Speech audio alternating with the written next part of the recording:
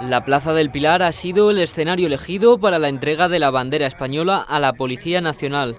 La responsabilidad de depositar la enseña de España ha recaído sobre el ministro de Interior, quien también ha resaltado los valores que representa. Esta bandera representa el amor a España de todos los policías destinados aquí, en Aragón, de los que aquí nacisteis y de los que un día vinisteis a ofrecer vuestro sacrificio y vuestro servicio por los aragoneses. En el acto, unos 300 policías de todas las unidades operativas de la Jefatura Superior de Policía de Aragón han formado ante el ministro.